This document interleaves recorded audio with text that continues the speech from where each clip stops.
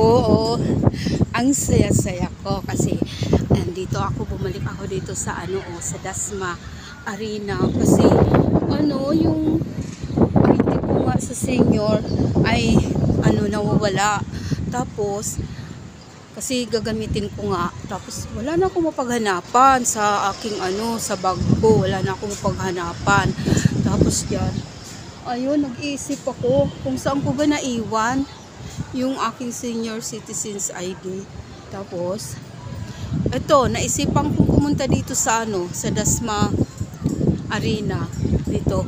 Kasi dito ko huling ginamit yun yung senior citizen ID ko nung nagkuha ako ng business permit namin.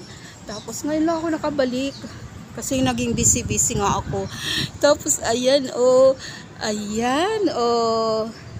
nakuha ko na rin.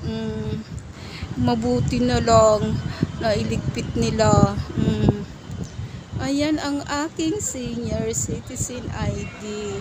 Ay, thank you Lord. Yung isang guard, tinanong kung may napulot. Ayun, sabi niya wala. Tapos buti na lang narinig naman ng isa na may nagtatanong. Tapos ayun, pinasama ako. Ay, ayun, siya pala yung nakakita, kaya iniligpit niya. Ayun po. Ay, ang saya-saya. Nakuha ko rin. Pero mayroon pa ako isang problema kasi yung ko ba, yung SSID ko naman, iyon naman yung isa pang nawawala na hindi ko naman matandaan kung saan ko naman naiwan. Ang huling gamit ko naman nung pumunta ako sa SSS dito sa amin sa Salitrang kasi sinamahan ko nga yung asawa kong file ng lamsam. Tapos gusto ko rin sana maglamsam. Kaso tinawag ako ng asawa ko na tulungan siya mag-fill up doon sa form. Kaya hindi na ako nagpila kasi marami rin doon, mahaba rin ang pila. Kaya ayun, hawak-hawak ko naman yung SSID ko na yun. Tapos nung hinahanap ko na nga rin itong senior citizens ID ko, napansin ko rin na wala rin yung SSID ko. Ayun, kaya ayun na naman yung aalamin ko kung saan ko na naman ba yun naiwan. Kaya pupuntahan ko rin doon sa sa SSS. Dito lang sa malapit sa amin, dito lang sa Dasma. Baka ko rin doon, nalaglag ko rin. Kasi ang naalala ko, nilagay ko rin naman yun sa bag ko. Kaya lang, baka nalaglag ko rin. Kasi minsan, pag mayroon akong dinudukot sa sa bag ko. Ayan, ayun naman yung aking problema na nalakarin ko rin. Ayan, ngayon, punta rin ako sa Litran. Tatanong din ako doon sa guard. Baka may napulot din doon na SSID ko. Kasi hindi ako makapag-file At pinauna ko muna yung asawa ko mag-file ng kanyang lamsam. Kasi yung sa akin, ang sabi, kasi dahil wala man yung 10 years kailangan daw, pagpatuloy pa daw yun hanggang 65 years old. Kasi wala pang 10 years yung yung hulog ko sa SSS kailangan daw, pag ganun pala, kailangan daw,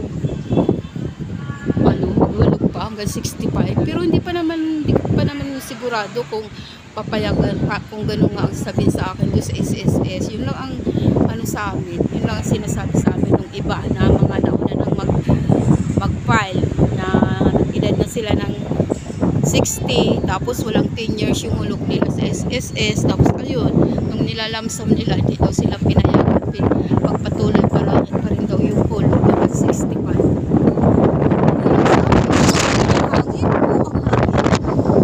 Okay lang sa akin, hulog hanggang 65. Parang nag-iipon lang ako. Pag edad ko ng 65, ayan, di may pang-outing kami. Pang-Boracay.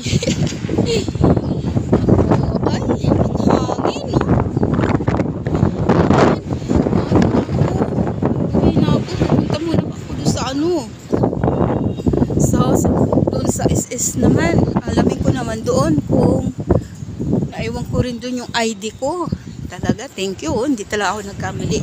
Dito talaga naiwan yung aking senior citizen ID. Kasi, yun, siguro, nung inaayos ko sa envelope yung business permit. Tapos, ayun, yung linalagay ko sa envelope. Baka na napansin. Oo, marami ditong nag-ano, oh. Yan. Yan, dito na naman. Wala nyo. Thank you, Lord. Oo. Kailangan ko rin kasi ito eh. Yung is na lang talaga, is ID, kailangan ko rin yan. Kasi magpapalit registered nga ako eh. Kasi siyempre, pag ako ng passport, wala kong kumuha ng passport.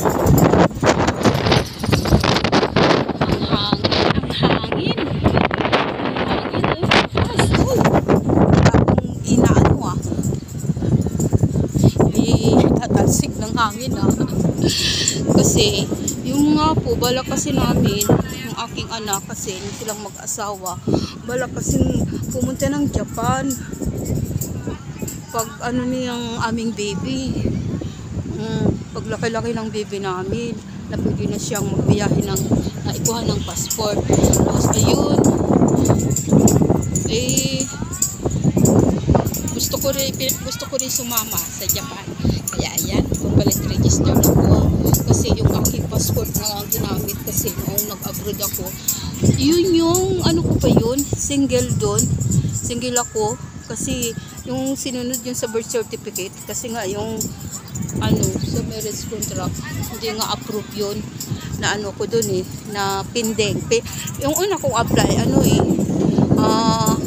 sa tunay ko ng pangalan na yung dala-dala kong apelyido ngayon, tapos na pending doon sa POAA kasi yung birth certificate ko hindi naman tugma, iba yung pangalan ko doon, kulang ng Larry, tapos pa yung apelyido ko.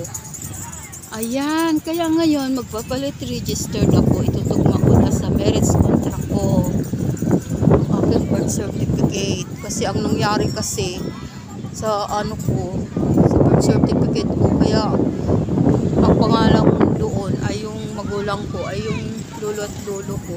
Kasi sila ang nagpalaki sa akin. Sila na yung sinama na ako sa mga anak nila kasi ako ang unang apo nila eh. Syempre, ganun talaga pag illegitimate child, di ba? Pagdating ng panahon na magkukuha na ng mga ng mga ganyan, mga papilis, ayan, mga malik-malik na, nahihirapan na. Kaya doon ako nahirapan. Kaya yung nagamit kong passport sa una kong pag-abroad, yung single pa, yung apelyido ko. Ngayon, gusto kong magkaroon uli ng passport. So tama na, married na ako. Kaya ayan po. Pero kasama naman ako sa mga travel ng mga anak ko. Kasi yung sila kasing mag-asawa, mahilig sila mag-travel, magpunta-punta sa ibang bansa, mga lang, 1 week lang. Tapos ayan, kung may passport ako, sasama nila ako. Tapos yan lang po. Punta na ako doon sa sa SSS, doon naman ako pupunta. Ayan, nagkita ulit kami ng Dasma Arena. Thank you.